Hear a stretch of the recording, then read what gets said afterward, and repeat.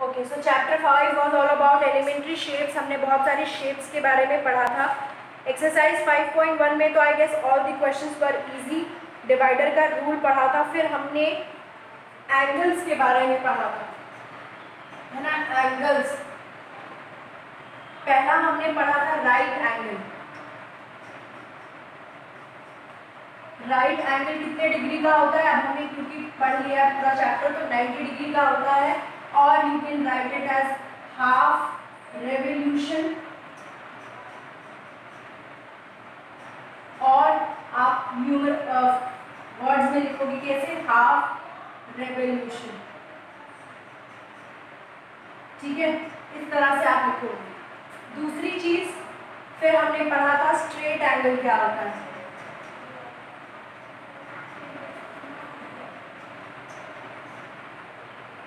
Straight angle 180 degree का होता है, और यू कैन से सॉरी यहाँ पे बेटा 1/4 रेवोल्यूशन आएगा। किसी ने पढ़ाई नहीं तो करेक्शन भी कैसे बताएंगे? 1/4 रेवोल्यूशन, 1/4 रेवोल्यूशन, और 1/4 हाफ रेवोल्यूशन, और you can say HAL।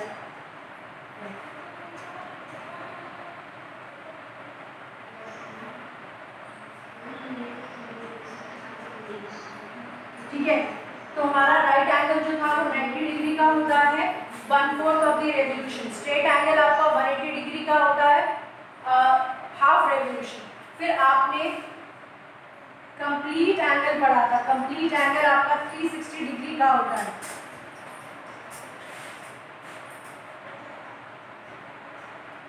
Complete angle was of 360 degree.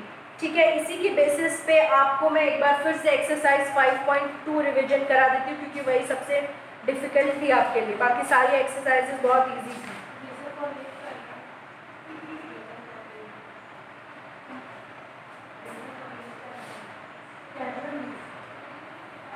ठीक है, तो आप अपनी एक्सरसाइज 5.3 पे अब आप 5.2 ओके। 5.2 में बेटा आपकी दो चीजें हमने पढ़ी थी, एक क्लॉक को पढ़ा था और एक एंटी क्लॉक को। तो सबसे पहले ये जो डायरेक्शन होती है, this direction was known as clockwise. घड़ी की दिशा में घूमने को हम लोग कहते थे क्लॉकवाइज, और घड़ी की ऑपोजिट दिशा में घूमने को कहेंगे एंटी क्लॉकवाइज। ठीक है, घड़ी के साथ जब आप मूव करोगे तो आप कहोगे अपनी डायरेक्शन को क्लॉकवाइज, और घड़ी की ऑपोजिट डायरेक्शन में मूव करने पे जो डायरेक्शन होती है वो एंटी क्लॉकवाइज। तो पहला क्वेश्चन जो था वो क्या था? What fraction of the clockwise revolution does the hour hand of the clock turn through when it goes from 3 to 9? मतलब 3 से 9 में जाने में आवर हैंड की जो क्लॉक की उसने कितने फ्रैक्शंस लिए?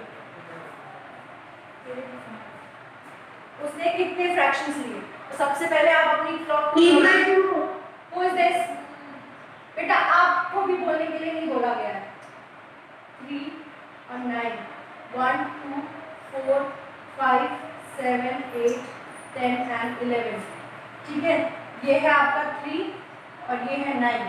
ठीक, तो ये पूछा जा रहा है कि कितना फ्रैक्शन ये रेवोल्यूशन को कंप्लीट करते वक्त कवर होगा। ठीक है, आप 3 से स्टार्ट कर रहे हो और आप क्लॉकवाइज डायरेक्शन में मूव करके 9 पे जा रहे हो। ठीक है, ये क्वेश्चन में ये बताना है आपको। तो सबसे पहले आप ये देख लो कि आपने 3 से 9 कवर करने में टोटल पार्ट्स कितने किए। पहले तो ये देख लो कि पार्ट्स मेड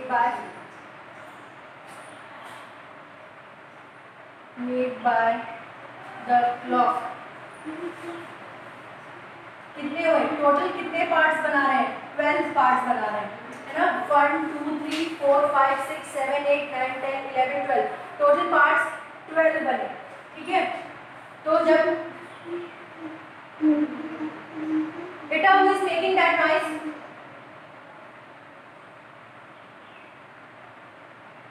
फाइन। तो टोटल पार्ट्स कितने बने?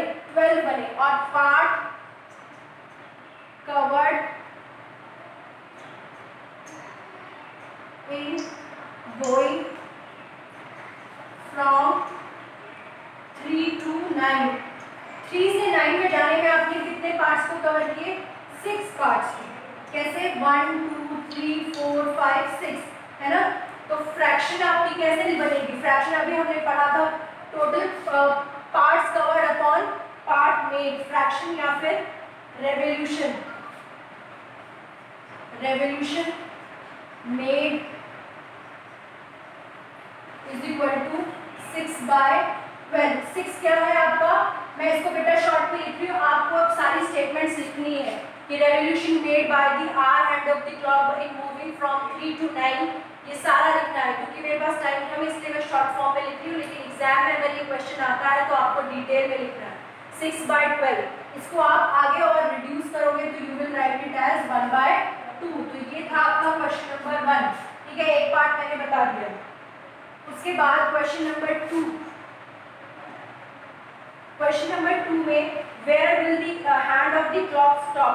क्वेश्चन नंबर 2 में आपको फ्रैक्शन दी है और क्लॉक जो है कहाँ से स्टार्ट हो रही है ये बताया है, और इन दोनों फैक्ट्स के बेसिस पे यू हैव टू टेल कि where the hour hand of the clock stops after going clockwise direction, जितना भी आपको फ्रैक्शन मेंशन है। तो एक पार्ट कर लेते हैं स्टार्ट। हम लोग क्वेश्चन नंबर 2 का पार्ट ए कर रहे हैं। I am reading the question for you. The clock hand of the clock start. बेटा what, who is asking this? Please don't speak in between. Okay fine. So the clock starts at 12 and make half revolution clockwise direction में। जो आपकी are hand है clock की वो 12 बजे से start हो रही है।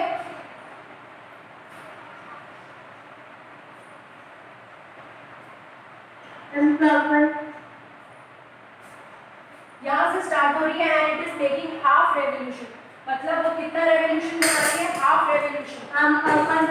बेटा why are you speaking in between? Have I asked you to speak? Who is this? You are disturbing everybody.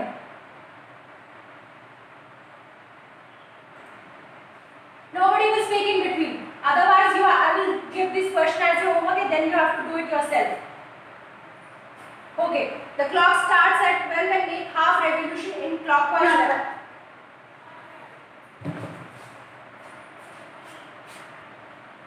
Okay. So in this question 2, clock जो है वो 12 बजे से स्टार्ट हो रही है and it is making half revolution. ठीक है, तो फर्स्ट ऑफ ऑल आप टोटल पार्ट्स, एक क्लॉक जब पूरा रेवोल्यूशन कंप्लीट करती है तो कितने बनते हैं? 12 पार्ट्स। ओके, नाउ कितना रेवोल्यूशन बन रहा है?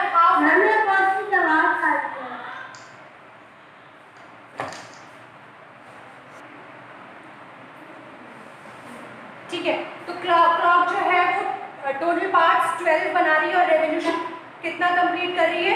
हाफ। तो आप ये देखोगे कि कितने रेवोल्यूशंस, जब हाफ रेवोल्यूशन बन रहा है तो टोटल कितने पार्ट्स बन रहे हैं? हमने पुराने क्वेश्चन में ये देखा था कि जब हम हाफ रेवोल्यूशन कंप्लीट कर रहे थे तो हमारे पास टोटल 6 पार्ट्स बन रहे थे। ठीक है, तो हम उसी को कंसिडर करते हैं, दोबारा से ये सॉल्व करेंगे। Anushka, what is the problem?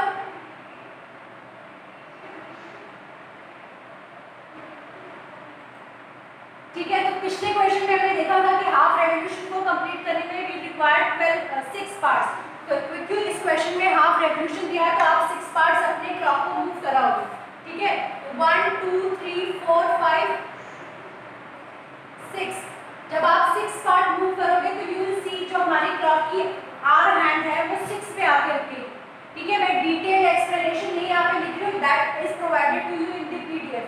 मैं सिर्फ आपको एक क्विक रिवीजन करा रही हूँ। तो आपको इस क्वेश्चन में 12 से स्टार्ट करके 6 पार्ट्स मूव करना है और आप जब 6 पार्ट मूव आगे करोगे तो यू विल रीच एट 6। ठीक है, थर्ड पार्ट क्वेश्चन है, in which direction will you face if you start facing, आप किस डायरेक्शन को फेस करोगे जब आप एक पर्टिकुलर डायरेक्शन पे खड़े होकर एक पर्टिकुलर एंगल मूव करोगे। तो बी वाला पार्ट ले लेते हैं, उसमें जो फ्रैक्शन है वो मिक्स्ड फ्रैक्शन है। तो पहले आप फ्रैक्शन मिक्स्ड फ्रैक्शन को सॉल्व करोगे। तो 2 मल्टीप्लाइड बाय 1 प्लस 1, ठीक है, 2 into 1 is 2 plus 1 is 3/2। ये जो फ्रैक्शन है, this fraction is known as mixed fraction, जिसको हमने एक प्रॉपर फ्रैक्शन में कन्वर्ट किया है, ठीक है। और हमारी इनिशियल जो हमारा फेस है, ये हमारी 4 डायरेक्शन है। यहाँ पे नॉर्थ है, ये साउथ है, this is east and this is west. जो हमारी इनिशियल डायरेक्शन है जहाँ पे हम लोग फेस करके खड़े हैं, दैट इज ईस्ट, यानी आपका जो फेस है वो यहाँ पे है। फिर यहाँ से आपको 3/2 मूव करना है, ठीक है। यहाँ से आपको पहले ये देख लेना है कि 3/2 को मूव करने में कितने पार्ट्स कवर होंगे। तो यहाँ पे डायरेक्शन के केसेस में टोटल पार्ट्स कितने थे? टोटल पार्ट्स हमारे 4 थे। तो यू विल राइट कि 3/2 में पार्ट को कवर करने में हमें कितने पार्ट्स लिए। तो आप सिंपली 4 को 3/2 से मल्टीप्लाई कर लोगे।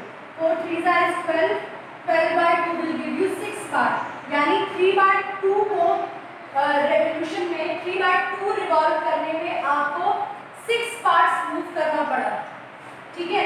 आपकी इनिशियल जो डायरेक्शन आपने फेस की थी वो ईस्ट की तरफ थी। ईस्ट से आप 6 पार्ट्स को मूव करोगे, 1 2 3 4 5 और 6।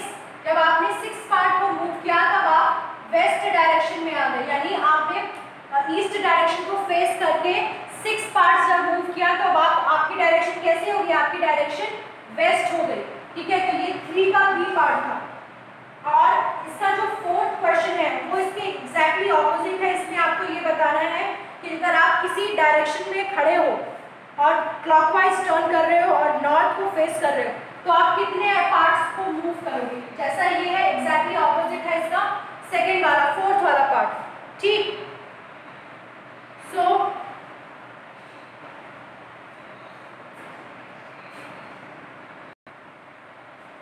ठीक है, उसके बाद में आपको क्वेश्चन देखना है। बाकी सारे क्वेश्चंस बेटा उसी तरह से हैं। आप ये चीज ध्यान में रखोगे कि जब आप डायरेक्शंस की बात कर रहे हो तो आपके टोटल पार्ट्स 4 बनेंगे, और जब आप क्लॉक की बात कर रहे हो तो आपके टोटल पार्ट्स 12 बनेंगे। उसके बाद हमने अक्यूट एंगल, ऑब्ट्यूज एंगल और राइट एंगल के बारे में पढ़ा था। अक्यूट जो होता है एंगल, उसका मेजर लेस देन 90 डिग्री होता है। Acute angle is an angle whose measure is less than 90 degree, ठीक है। तो you will write acute angle.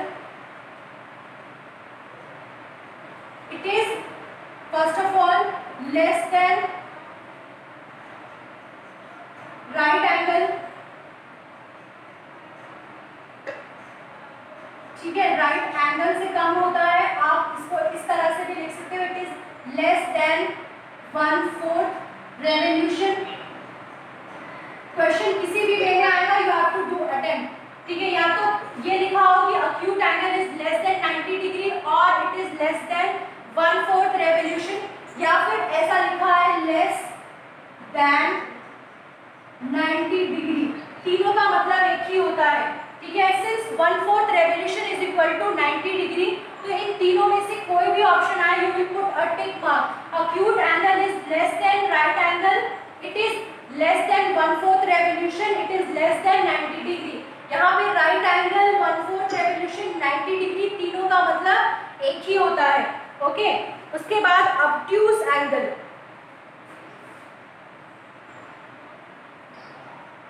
Obtuse angle it is between right angle and straight angle, मतलब right angle से ज्यादा और straight angle से कम। तो you will write obtuse angle is lies between 90 degree and 180 degree. Don't forget to put that little small sign above the number, वो आपको represent करता है that you are talking about degree. तो obtuse angle is between 90 degree and 180 degree, ये भी लिखा हो सकता है। और इट इज, आपको ऐसा भी मिल सकता है, it is between 1/4 revolution and half revolution. किसी भी तरह से statement 1/4 revolution and half revolution. ठीक है, दोनों तरह से आपकी स्टेटमेंट में लिखा जा सकता है that obtuse angle is between 90 degree and 180 degree और it is between half revolution और 1/4 revolution। यहाँ पे 1/4 revolution आपका 90 डिग्री है और 180 डिग्री आपका हाफ रेवोल्यूशन है। ठीक है, उसके बाद एक हमने एंगल पढ़ा था रिफ्लेक्स एंगल। ठीक है, रिफ्लेक्स एंगल क्या होता है? रिफ्लेक्स एंगल आपका स्ट्रेट एंगल से भी बड़ा होता है। ठीक, यानी 180 डिग्री से जो भी आप ज्यादा एंगल मेजर करोगे वो आपका रिफ्लेक्स एंगल होगा, जैसे ये वाला एंगल, ये वाला। ठीक है, this angle is known as reflex angle. ठीक है, क्योंकि 180 डिग्री आपका ये स्ट्रेट लाइन 180 डिग्री की होती है, इससे ज्यादा ये एंगल आ रहा है तो आप इसको कौन सा एंगल कहोगे? मोर देन 180 डिग्री और straight angle, that angle is known as reflex angle.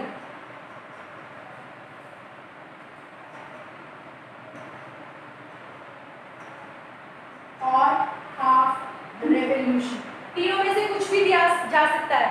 That a reflex angle is more than 180 degree और स्ट्रेट एंगल या फिर हाफ रेवोल्यूशन।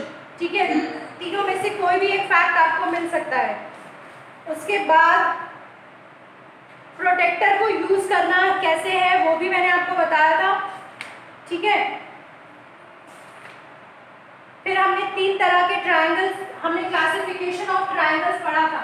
2 तरह से क्लासिफिकेशन को पढ़ा था, on the basis of side and on the basis of angles. ठीक है, ये हमने पढ़ा था साइड्स के बेसिस पे कैसे हम ट्रायंगल को क्लासिफाई करते हैं और हम एंगल्स के बेसिस पे कैसे ट्रायंगल को क्लासिफाई करते हैं।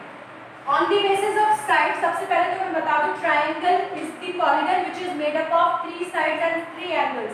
जिस पॉलीगन के 3 साइड्स और 3 एंगल्स होंगे that polygon is known as triangle. तो साइड्स के बेसिस पे हमने पढ़ा था सबसे पहले इक्विलेटरल।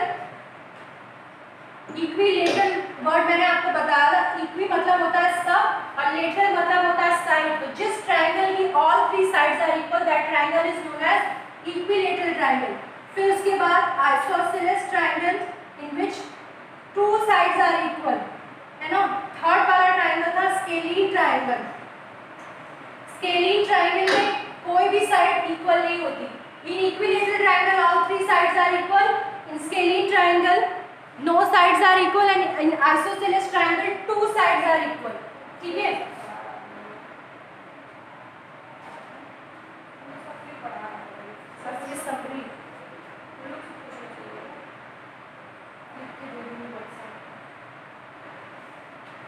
और एंगल्स के बेसिस पे भी हमने अभी पढ़े अक्यूट एंगल, ऑब्ट्यूज एंगल और राइट एंगल। ठीक है, acute which is less than 90 degree, उसके बाद right angle which is equal to 90 degree and third is obtuse angle। obtuse angle is between 90 degree and 180 degree। ठीक है, this was the classification which was based on the types of angles. ठीक है, इसके बाद हमने polygon को पढ़ा था। जिस पॉलीगन की 3 साइड्स होती है that polygon is known as triangle. ठीक है, जिस पॉलीगन की 4 साइड्स होती है that is known as quadrilateral. फिर 5 साइड्स वाले पॉलीगन को पेंटागन पढ़ा था, 6 साइड वाले को हेक्सागन, 7 साइड वाला आपकी बुक में मेंशन नहीं है बट मैंने आपको लिखवाया था that is known as heptagon. और लास्ट में a polygon with 8 sides, 8 sides वाले पॉलीगन को हमने पढ़ा था ऑक्टागन। आपकी बुक में जो टेबल है on page number 107, page number 107 में जो टेबल है you should learn that table. वो टेबल आपको आना चाहिए। ठीक है, I have written the page number, it is on page number 107 chapter 5। ठीक है,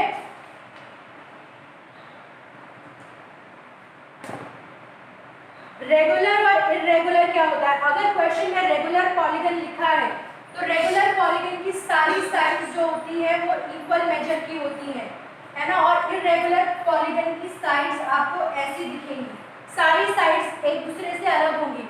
यही डिफरेंस होता है एक रेगुलर पॉलीगन में और एक इरेगुलर पॉलीगन में, ठीक है। So this was all in the chapter. Last exercise पढ़नी नहीं थी, है ना, वो आपके सिलेबस में नहीं है। मैथ्स में और साइंस में चैप्टर की समरी जरूर पढ़ लेना, और question might be asked from that part also, क्योंकि जो ये समरी है दैट इज वेरी इंपॉर्टेंट। यहाँ पे इस चैप्टर की जो समरी है it is on page number 1012, वो जरूर से पढ़ लेना, ओके, ठीक है। So this was all for the chapter. Thank you everyone.